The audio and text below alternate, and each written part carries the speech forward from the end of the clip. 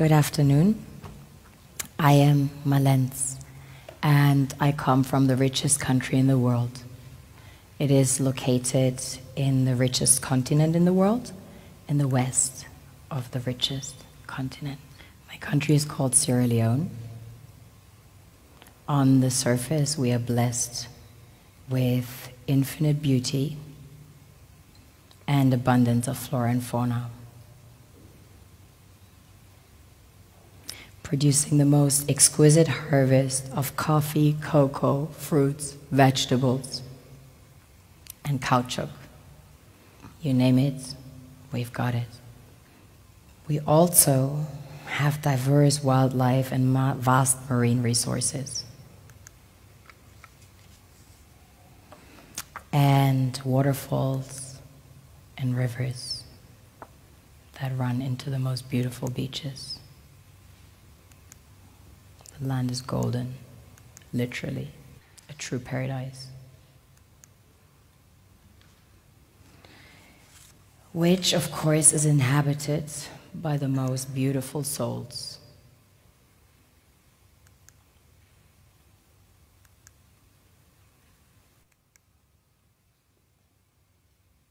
We have a very strong cultural heritage. In fact, Sierra Leone had the first sub-Saharan university. Prior to that, there was one in the Kingdom of Timbuktu, which was the first university in the world, succeeding the great Gnostic schools of Egypt and Osiris.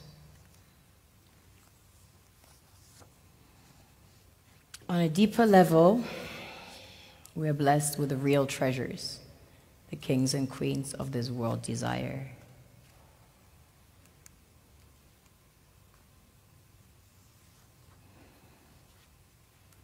This was the largest alluvial diamond ever found. It weighs almost 1,000 carats, 969 to be precise. This beauty was found by an old lady in her backyard about 2 years ago, 125 carats. Some people mine gold in their backyards. That's quite common. Besides gold and diamonds, we have about 20 precious minerals that have been discovered as of today.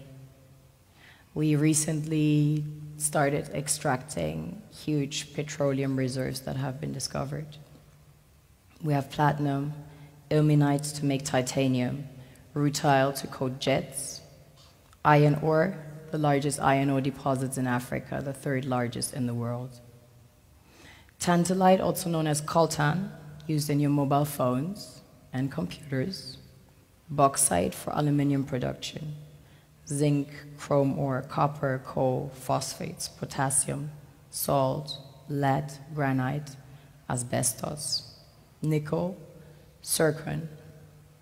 Furthermore, we have exquisite timber like mahogany, antique, and we have the most beautiful stamps in the world. Of course, the West needs Africa's resources most desperately to power airplanes, cell phones, computers, and engines. And the gold and diamonds, of course, a status symbol to determine their powers by their core and to give value to their currencies. One thing that keeps me puzzled, despite having studied finance and economics at the world's best universities, the following question remains unanswered. Why is it that 5,000 units of our currency is worth 1 unit of your currency, where we are the ones with the actual gold reserves? It's quite evident that the aid is in fact not coming from the West to Africa, but from Africa to the Western world. The Western world depends on Africa in every possible way, since alternative resources are scarce out here. So how does the West ensure that the free aid keeps coming? By systematically destabilizing the wealthiest African nations and their systems, and all that backed by huge PR campaigns, leaving the entire world under the impression that Africa is poor and dying and merely surviving on the mercy of the West. Well done, Oxfam, UNICEF, Red Cross, Life Aid, and all the other organizations that continuously run multi-million-dollar advertisement campaigns depicting charity porn to sustain that image of Africa globally. Ad campaigns paid for by innocent people under the impression to help with their donations. While one hand gives under the flashing lights of cameras, the other takes in the shadows. We all know the dollar is worthless, while the euro is merely charged with German intellect and technology, and maybe some Italian pasta. How can one expect donations from nations that have so little? It's super sweet of you to come with your colored paper in exchange for our gold and diamonds. But instead, you should come empty-handed, filled with integrity and honor. We want to share with you our wealth and invite you to share with us. The perception is that a healthy and striving Africa would not disperse its resources as freely and cheaply, which is logical.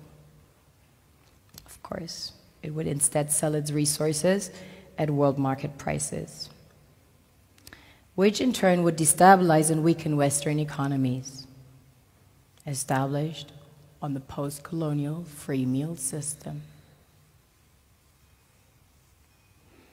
Last year, the IMF reports that 6 out of 10 of the world's fastest growing economies are in Africa, measured by their GDP growth. The French Treasury, for example, is receiving about $500 billion year in, year out, in foreign exchange reserves from African countries based on colonial debt they forced them to pay. Former French President Jacques Chirac stated in an interview recently that we have to be honest and acknowledge that a big part of the money in our banks comes precisely from the exploitation of the African continent. In 2008, he stated that without Africa, France will slide down in the rank of a third world power. This is what happens in the human world, the world we have created.